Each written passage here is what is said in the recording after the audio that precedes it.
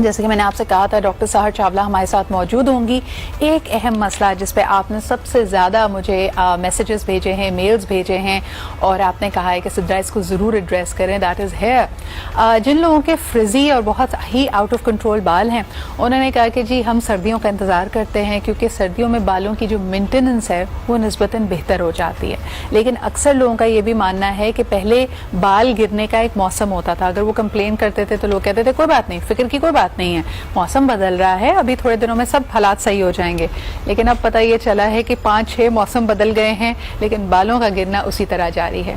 रोजाना की बुनियाद पे अगर आप किसी भी ग्रुप पे देखें जिसमें हेल्थ, ब्यूटी, लाइफस्टाइल की बात होती है, कोई ना कोई खातून या कोई ना कोई हजरत ये कंप्लेन करते हुए नजर आते हैं कि बालों का गिरना इतना तेजी से बढ़ गया है कि अब उनको डिप्रेशन होने लगी। Every time they wash their hair या कंघी करते बालों में इतने ज्यादा बाल झड़ रहे हैं कि तकलीफ होती है और डिप्रेशन में चले जाते हैं और उनको लगता है कि बहुत जल्दी सर पे कुछ नहीं रहेगा। तो जरा बात करते हैं इस बारे में और सहर चावला भी हमारे साथ होंगी, वो हमें बताएंगी कि किस तरह इस बालों के गिरने को रोका जा सकता है। लेकिन इसमें जो सबसे अहम चीज है ऑफ कोर्स आपके न्यूट्रिएंट्स हैं। लेकिन आपको दुनिया जहान के इसमें नुस्खे मिल जाएंगे, कोई कहेगा कुछ लगा लें बालों में, कोई कहेगा कुछ लगा लें, तो क्या लगाना सही है और क्या लगाना सही नहीं है ये जानते हैं। अस्सलाम वालेकुम सहर। वालेकुम अस्सलाम सिद्रा, कैसी हैं आप? बिल्कुल ठीक ठाक। दुखती रग है जी, ये पाकिस्तान की बहुत सारी खवातीन खुसूसन परेशान है। वो कह रही है जी डिप्रेशन हो रहा है, इतने बाल गिर रहे हैं, इसकी क्या वजह है? Is it really the season, यानी वेदर बदल रहा है उसकी वजह से है? वेदर जब बहुत इंटेंस वेदर कंडीशंस होती है ना, सबसे पहले बाल चाहे आपके लंबे हो चाहे छोटे हो, हेल्थी होने चाहिए, मजबूत होने चाहिए और उनमें वॉल्यूम होना चाहिए। तो बालों की लेंथ से ज्यादा बालों की हेल्थ की तरफ ध्यान दें। बालों के गिरने की, स्कैल्प की, यानी हमारी वो सर की जिल्द जिस पर बाल आते हैं उसके खराब होने की एक बहुत बड़ी रीजन आपके पास exposure to intense weather condition होता है। जब आपके पास मौसम एकदम से बदलता है तो हाँ, ये एक बड़ा इंपॉर्टेंट एनवायरमेंटल फैक्टर है आपकी स्कैल्प की हेल्थ खराब होने में और आपके बाल गिरने में। लेकिन ये चीज थोड़ी देर के लिए होनी चाहिए, वो जो 10-15 दिन का इंटेंस वेदर चेंज होता है, अगर ये लेकिन इसको उसमें भी रोका जा सकता है, मैं भी बताती हूँ। लेकिन अगर ये परसिस्ट करता है, इसका मतलब है कि कंसिस्टेंटली आपकी जो स्कैल्प की हेल्थ है वो वीक है।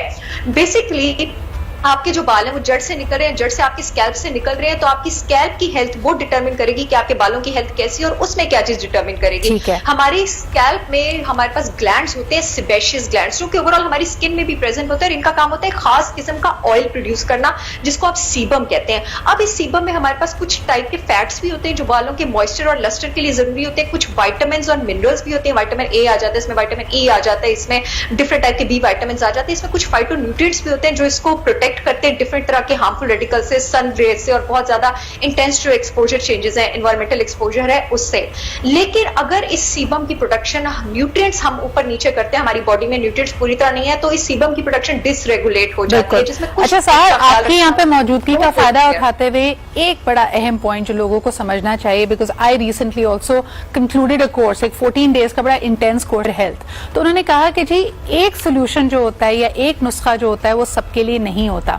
हेयर के बहुत सारे प्रॉब्लम्स, अगर आपकी स्कैल्प फ्लेकी है या कोई और मसला है, लोग समझते हैं जी फलाना तेल लगा लो, मेरे लिए काम किया था, आपके लिए भी काम करेगा। हाइड्रेशन और प्रोटीन ट्रीटमेंट्स, आप जरा इस बारे में जरूर बताइएगा, तीनों के बारे में सहर, कि ऑयलिंग हेल्प करती है या नहीं करती, हाइड्रेशन स्कैल्प की और बालों की किस तरह बेहतर बनाई जाए, और तीसरा जो आजकल हम तरह तरह के प्रोटीन ट्रीटमेंट्स देख रहे हैं, will they help the scalp and the hair?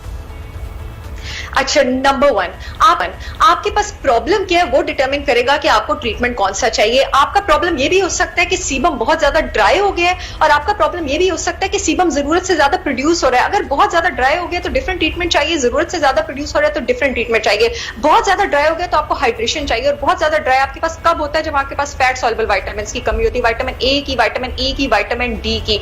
ऐसे लोगों को प्रोटीन ट्रीटमेंट से ज्यादा मैं ये रिकमेंड करती हूँ कि वो cod liver oil, genuine cod liver oil supplements daily लें। वो विटामिन ए और विटामिन डी का बहुत अच्छा बैलेंस है।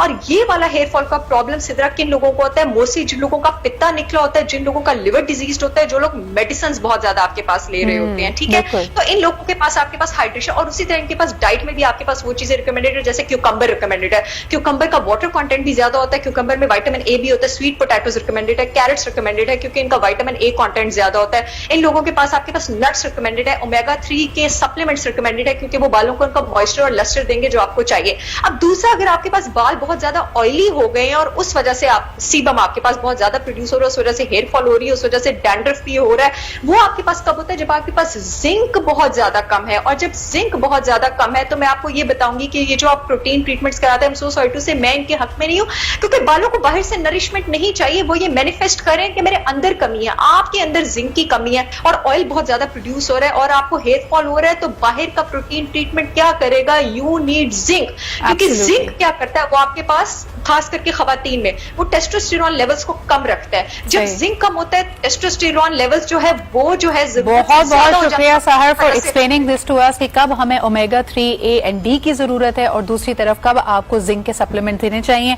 All of these are excellent for hair health. Thank you so much for being here with us. जी एक छोटा सा ब्रेक, आज शॉर्ट एंड स्वीट, हमने जरा हेयर हेल्थ की